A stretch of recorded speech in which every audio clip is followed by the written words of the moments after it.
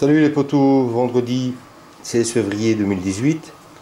On va en parler un petit peu chez Philippe là, suite à une de ses vidéos. Il y a quelqu'un qui avait posé une question, le marc de café, à quoi ça sert? Ben, je vais vous expliquer après, mais tout d'abord je vais vous montrer un petit peu comment moi je procède. J'ai mon petit seau et à chaque fois je mets, mon marc de café dans le seau avec les filtres. Et puis après, il y a deux solutions. Où vous prenez le marc de café et vous allez simplement l'étendre dans votre serre, sur votre jardin, etc. Vous pouvez même laisser le papier, hein, c'est biodégradable et c'est du papier qui se décompose très rapidement. Mais moi, je me sers aussi du marc de café pour mes semis. Donc en fait, je mélange du marc de café avec mon terreau, mon compost, etc. Et alors, ben voilà, ce que je fais, c'est que je prends les filtres, je vide tout dans mon ancien plat qui va au four, et puis après je vais aller mettre ça sur mon feu que j'ai rallumé il y a 1 heure, et ça va sécher pardon, très rapidement. J'ai juste une fourchette là-bas, de temps en temps on va dire comme chez nous, je touille pour que ça sèche bien partout, mais c'est hyper méga efficace. Et franchement tout comme mon obsession, le purin de consoude, le marc de café, c'est vraiment quelque chose de très important. Quand j'ai froid, eh ben, je viens me réchauffer mon chouette petit feu au bois, enfin petit, façon de parler, qui me donne plein d'avantages, la chaleur, mais aussi plein de cendres que j'étale aussi dans mon jardin, dans ma serre. J'en rajoute quelquefois un tout petit peu en tamisant dans mon mélange pour mes semis. Et puis ici le marc de café que j'ai mis à sécher, et ici j'ai une petite fourchette, de temps en temps je viens un petit peu touiller comme on dit, et ce soir ce sera bien sec. Pourquoi le sécher? Ben, simplement parce que quand je vais l'incorporer, celui-là en l'occurrence, dans mon mélange pour semis, il va forcément se mélanger beaucoup mieux que s'il était humide.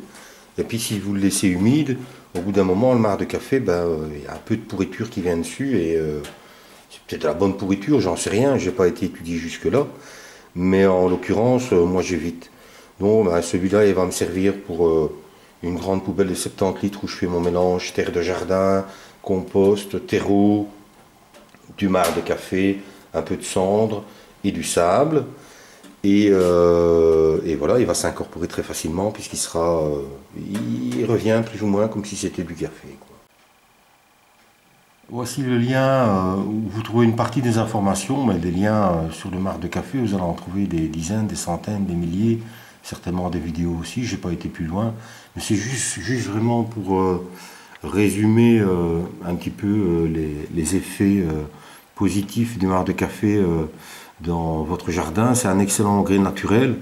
Il favorise la fertilité du sol, mais pas seulement, il possède également un effet répulsif pour certains insectes et ravageurs du jardin. On peut l'incorporer superficiellement dans le sol, à proximité des végétaux, plus profondément, etc.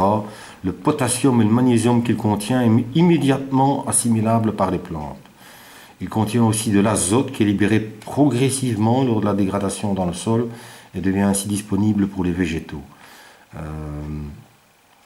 Voilà, c'est pour les semis. Voilà pourquoi je vous disais que j'en mets dans les semis. Bien sec, il se mélange, bien sec, hein, c'est indiqué, hein, il se mélange aux graines fines pour bien répartir les semis, ce qui évitera les surcharges localisées.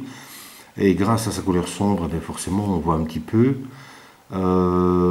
Grâce à sa composition en éléments nutritifs, le marc de café a aussi la vertu d'aider certaines graines à germer. Sa structure aère et légère convient parfaitement au développement des jeunes racines, mais attention tout de même à ne pas trop en mettre, car à forte dose, il peut devenir un inhibiteur de croissance. Donc voilà, il y a... Mais comme dans tout, hein, comme dans le purin d'ortie, le purin de consoude ou quoi que ce soit, il y a toujours... il faut toujours être modéré, hein. C'est pas parce qu'on met 400 litres de purin d'ortie et 600 litres de purin de consoude sur 1 mètre carré que vous allez avoir des tomates de 10 kg, hein. C'est pas vrai, hein. Il faut être parcimonieux et il faut diffuser ça doucement au fur et à mesure du temps. Et voilà. C'est aussi un effet répulsif contre certains nuisibles au jardin, la mouche de la carotte, celle du poireau, les nématodes des racines. Il empêche l'installation des pucerons, etc., etc., etc. Moi, je suis certain que diluer, il y a aussi certainement des vertus. Dans le compost, c'est très bon aussi. Enfin, voilà. Donc, vous voyez, le marc de café, c'est vraiment comme c'est indiqué ici, hein. C'est l'or brun du jardinier, tout comme certains purins. La nature et la vie quotidienne nous donnent mille et une choses, hein. J'essaierai de vous faire une vidéo à un moment sur les coquilles d'œufs, parce que les coquilles d'œufs, ça peut remplacer la poudre d'os. Moi, j'ai la chance que mon épouse fait des cours de cuisine le mardi et le jeudi. Ils utilisent énormément d'œufs, autant en pâtisserie qu'en cuisine traditionnelle. Et là aussi, quand j'ai le temps, quand j'ai la patience, je les fais sécher. Je les passe simplement dans un moulin à café, un vieux moulin à café, et j'incorpore ça à ma terre. En fait, la poudre, la coquille d'œuf, ça équivaut à de la poudre d'os, hein. La coquille d'œuf, c'est de l'os, hein. Et forcément, il vous faut mettre peut-être 1 kilo de coquille d'œuf pour l'équivalent de 200 grammes de poudre d'os. Mais la poudre d'os que vous achetez dans le commerce, vous ne savez pas d'où elle vient, et puis elle est extrêmement chère. C'est quelque chose de très cher. Donc, pour le peu que je peux l'amener, moi je l'amène, et puis c'est tout, hein. Mais on peut les aides au jardinage par la nature ou la vie quotidienne, on peut en faire 10 000 vidéos, c'est des trucs de fou. Le sang séché, c'est excellent aussi pour les tomates par exemple. Mais voilà, les bouchers, ils gardent plus le sang séché. Et puis vous savez pas les bêtes d'où elles viennent, si elles ont eu des antibiotiques, etc. Donc vous évitez tout ça. Ce que je mets aussi régulièrement dans ma serre ou dans mon compost, mais j'ai une trentaine de volailles, c'est les plumes de volaille. Ça aussi, ça remplace la poudre d'os.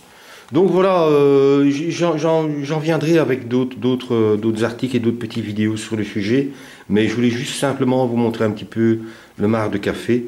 Aujourd'hui, il y a l'air qui va encore faire beau, donc je vais vite travailler au jardin, et puis peut-être ce soir, à demain ou ce week-end pour une autre vidéo. Mais en attendant, je vous ai apporté un petit peu mon expérience sur le marc de café. A plus, bonne journée à tous et travaillez bien dans vos jardins. Ciao.